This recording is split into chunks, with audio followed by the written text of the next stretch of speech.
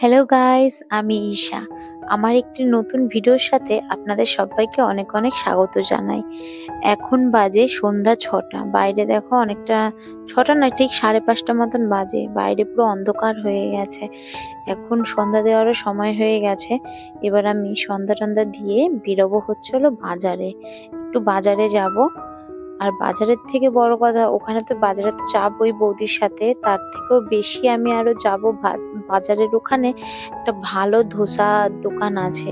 খুব সুন্দর ধোসা বানায়। সেই ধোসাটাই খেতে যাব। অনেকদিন খাই না, তাই আজকের ইচ্ছা হলো। বাইরে ঠান্ডা ঠান্ডা ওয়েদার, তাই ইচ্ছা করলো একটু ধোসাটা খাবো। ওর জন্যই আরো বিশেষত বাজারে যাব। আমার সন্ধে দেওয়া কমপ্লিট হয়ে গেছে। এবার আমি রেডি হব, রেডি হয়ে তারপর বেরাবো। বাইরে কিন্তু ভালোই ঠান্ডা পড়েছে, তাই আমি জ্যাকেট ট্যাকেট পরে, মাথায় স্কার্ফটা পেঁচিয়ে সবকিছু করে, আর হাতে আমার ঝোলা নিয়ে, ঝোলা বলতে এটা আমার পছন্দের ব্যাগ। এটা আমি সবসময় যেখানে যাই সেখানে সাথে করে নিয়ে যাই। ওটা করে এবার আমি বেরিয়ে যাব বাজারের দিকে।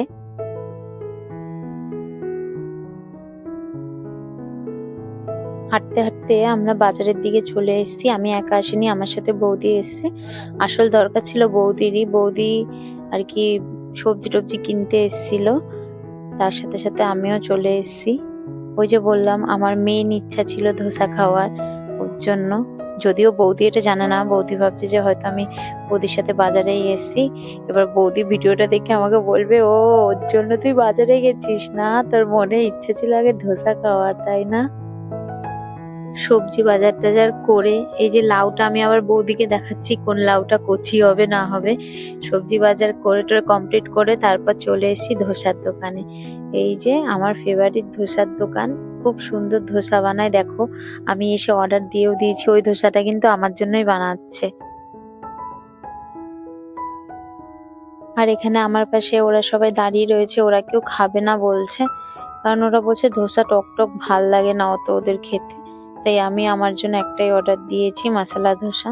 তাই আমার ধোসাটাও রেডি হচ্ছে, এক্ষুনি চলে আসবে আমার কাছে গরম গরম ধোসা। এর আগেও আমি খেয়েছি অনেকবার ধোসা এই কাকুটার থেকেই, কিন্তু ওটা আমি নিয়ে গেছিলাম বাড়িতে। বাড়িতে নিয়ে গেলে না ঠান্ডা হয়ে যায়, যেহেতু শীতকাল, ওর জন্য ঠান্ডা হওয়ার পরে না অতটাও ভালো লাগে না। ওর জন্য আমি আজকে ভেবেছি না, আমি এখানেই খাবো। বেশ বাদামের চাটনি, নারকেলের চাটনি দিয়ে, ঘুগনি টুগনি দিয়ে একদম টেস্টি টেস্টি করে খাবো। এই যে আমার ধোসা বানানো হয়ে গেছে। এবার এই যে প্লেটটা আমাকে দিয়ে দিল। এবার আমার মুখে চালান হবে ধোসাটা। সত্যি কথা বলতে, জানো তো, ধোসাটা যে কিভাবে খাবো আমি না বুঝে উঠতে পারি না। একবার মানে ওই শুধু ওপরের যে সেটা রয়েছে সেটা খাই, আবার ভেতরে কোটিংটা আলাদা করে খাই, এরম ভাবে খেতে থাকি।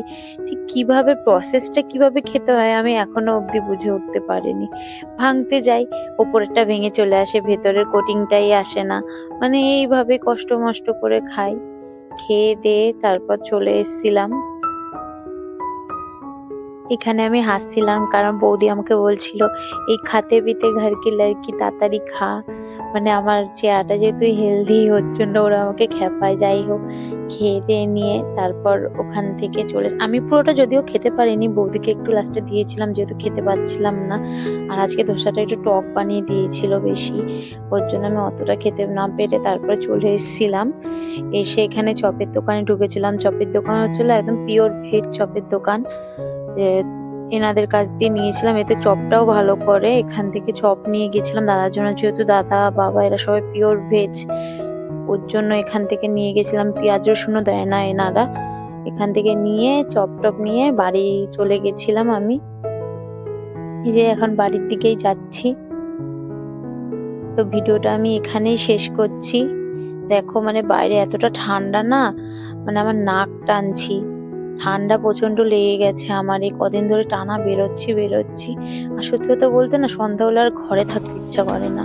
ওর জন্য চলে এসেছি আমি বাড়ির দিকে। দেখো তোমাদের সাথে গল্প করতে করতে বাড়িতেও চলে এসেছি। তো ভিডিওটা আজকের মতন এতটুখানি। টাটা, দেখা হবে নতুন কোনো ভিডিও।